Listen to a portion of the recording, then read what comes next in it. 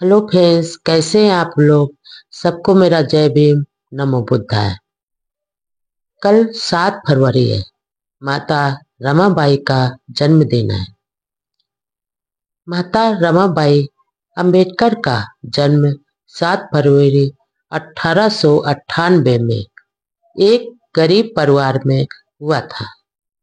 रमाबाई अपने माता पिता भिक्खु धुत्रे बगलंकर और माता रुक्मिणी के साथ दाभोल के पास वनाड गांव में नदी के किनारे महारपुरा बस्ती में रहती थी।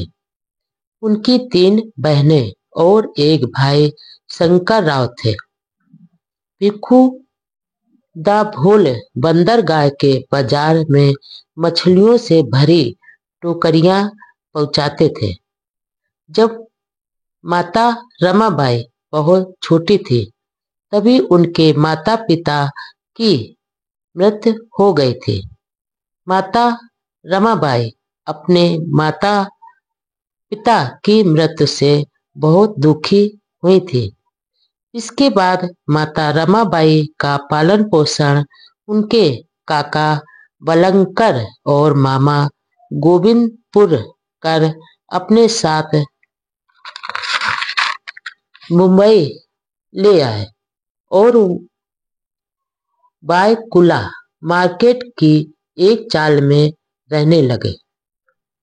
भीमराव व रमाबाई का अनूठा मंगल विवाह। मैट्रिक पास करने के बाद भीमराव पढ़ाई पर ज्यादा ध्यान देने लगा। लोअर परेल की मजदूर बस्ती में रहते हुए उसे मजदूरों की पीड़ाओं को भी करीब से देखने का अवसर मिला। भीम के लिए दोपहर का खाना बस्ती का ही एक मजदूर उधर से निकलते हुए स्कूल में देता था। इधर भाई आनंद राव ने पढ़ाई छोड़कर नौकरी शुरू कर दी थी, जिससे परिवार की आर्थिक हालात में थोड़ा सुधार हुआ। थोड़े दिनों बाद आनंद राव का विवाह भी कर लिया। उन दिनों बाल विवाह एक सामान्य बात थी। अब राम जी सूबेदार जी ने भीमराव के लिए भी योग्य लड़की ढूंढना शुरू कर दिया। लड़की पसंद आ गई और बात भी तय हो गई। लेकिन इसी बीच सूबेदार जी की एक और जगह बात चल रही थी। दूसरी जगह पर बात पक्की कर भीम की सगाई कर दी और पहली लड़की के पिता को साफ मना कर दिया। लड़की के पिता ने जात बिरादरी की पंचायत में यह मुद्दा उठाया। सूबेदार जी ने अपना अपराध स्वीकार किया। पंचायत ने 5 रुपया जुर्माना किया तो सूबेदार जी को चुकाना पड़ा। आखिर दाभोल के पास वड़ंद गांव निवासी दिवंगत भिक्खु धुत्रेवड़कर की पुत्री रमाबाई से सगाई हुई। उस समय रमाबाई 9 साल व भीमराव 16 साल का था। रमाबाई सुंदर, सुशील व शांत स्वभाव की लड़की थी। पिता दाभोल बंदरगाह में कुली का काम करते थे। बचपन में ही रमाबाई के माता पिता का देहांत हो गया था और छोटे भाई बहनों का पालन पोषण उनके चाचा व मामा ने किया था।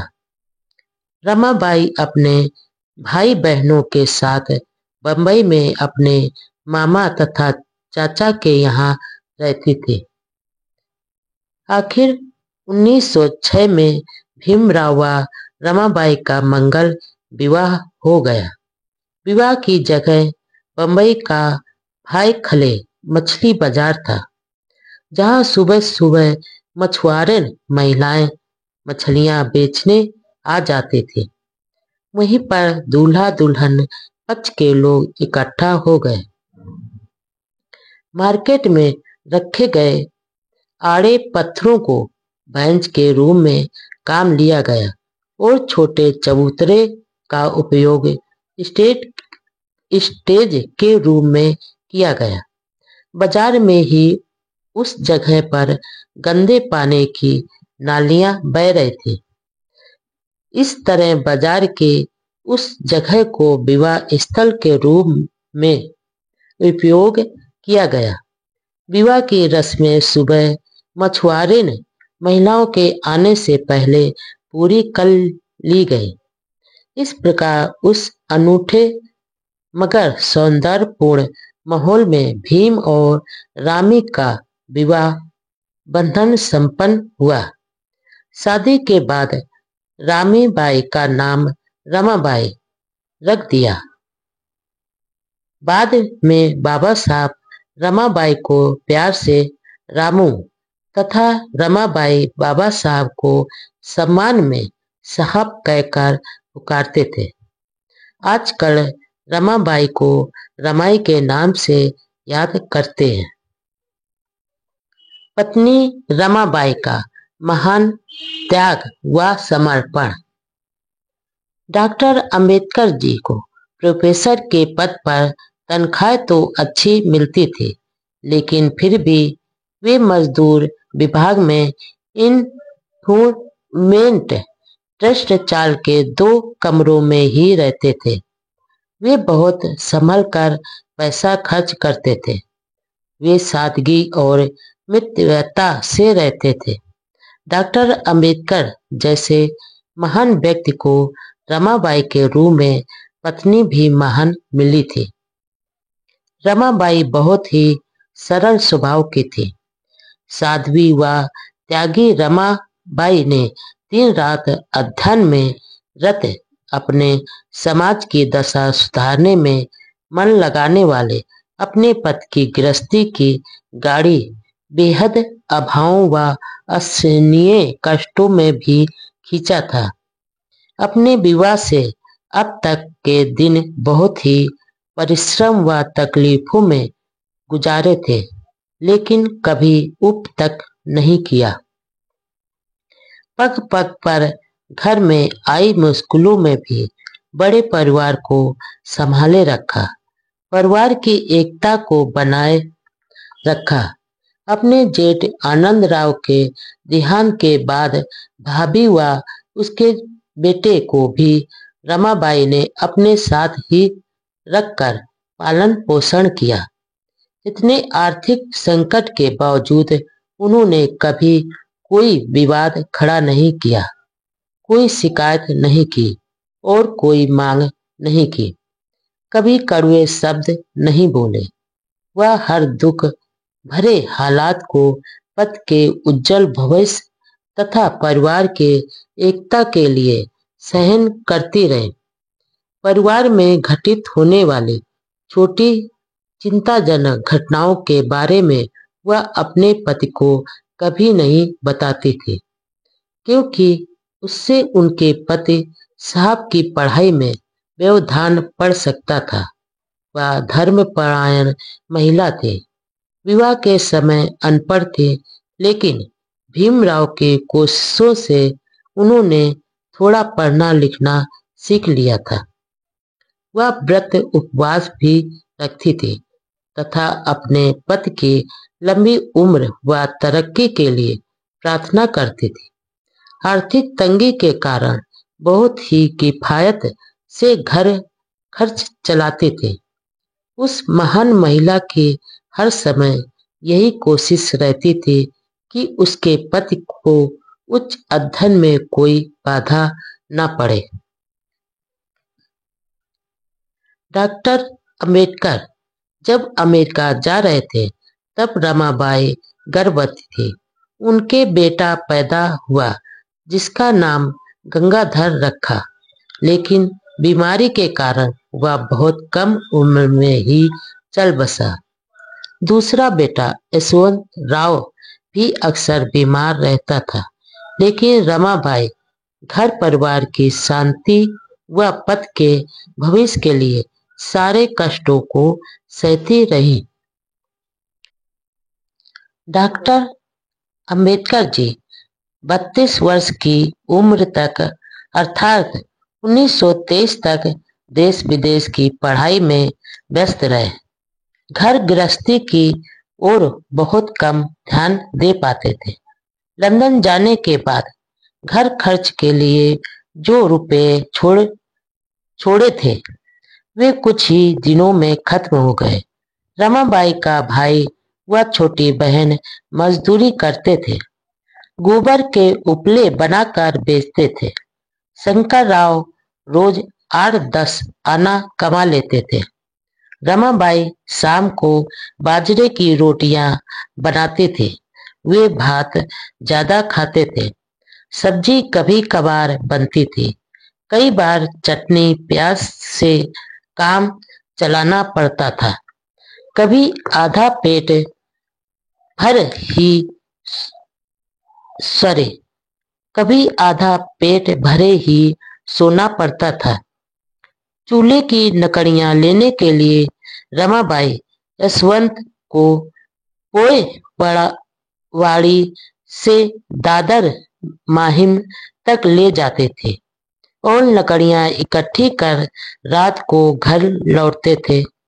किसी को यह मालूम नहीं पड़े कि साहब की पत्नी इतने दुख भरे दिनों में है, इसलिए अंधेरा होने पर ही लौटते थे। रमाबाई ने अपने परिवार की विकट आर्थिक दशा के बारे में साहब को एक पत्र लिखा, जिसमें उन्होंने कुछ रुपए भेजने के लिए लिखा था। जवाब में बाबा साहब ने रमाबाई को जो पत्र लिखा था वह इस प्रकार है।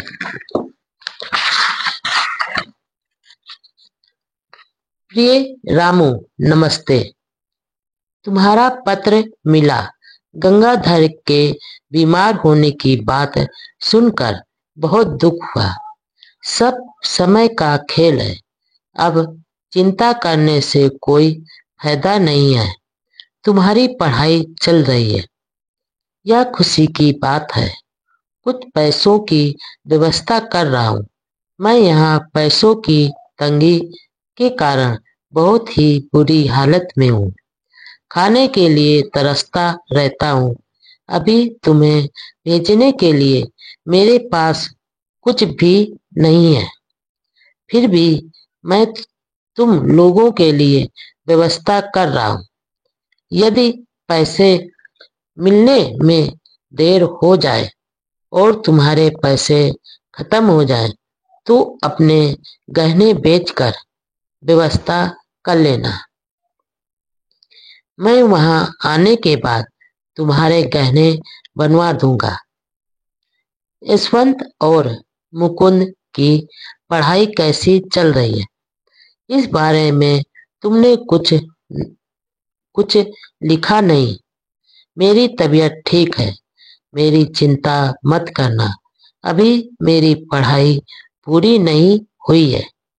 जून के महीने में लौट आना संभव नहीं लग रहा है, बाकी बाद में लिखूंगा। सखू और मंजुला के बारे में कोई समाचार नहीं मिल रहा है। तुम्हें पैसे मिलने पर मंजुला और लक्ष्मी की माँ के लिए एक एक लुंगड़ा यानी धोती ले लेना। शंकर राव का क्या हाल है? गजरा कैसी है? सभी को कुशल क्षेम, भीमराव। अब वे दादर में बनाए अपने नए आवासीय भवन राजगृह में परिवार के साथ रहते थे। हर समय अपने पति की चिंता करने वाले रमाबाई अक्सर बीमार रहती थी। इलाज के साथ वातावरण बदलाव के लिए उन्हें धारवाड़ भी ले गए, लेकिन कोई खास फर्क नहीं पड़ा। बाबा साहब उन दिनों बंबई से बाहर गए थे। माता रमाबाई के छोटे भाई शंकर राव बहन की सेवा कर रहे थे। रमाबाई की हालत बिगड़ने लगी तो बाबा साहब तुरंत बंबई आए। घर में बहुत ही चिंता का माहौल था। रमाबाई को अपने पति के पास दे सॉरी अपने पति को पास देखकर हल्की राहत हुई और पास ही बैठे बाबा साहब को कहा, देखो, मेरे 7 करोड़ अछूत बच्चों का ख्याल रखना। आपने उनकी सेवा का व्रत लिया है और इस मार्ग से कभी विचलित मत होना। उन्हें उनका सम्मान व स्वाभिमान दिलाना। आखिर 27 मई 1935 को राजगृह में अब तक का दुखों में साथ देने वाली रमाबाई बाबा साहब से बिछुड़ गए। पति के सुख के लिए सब कुछ न्यौछावर करने वाले त्याग की वह मूरत सभी को रोता बिलखता छोड़कर दुनिया छोड़ कर चली गई।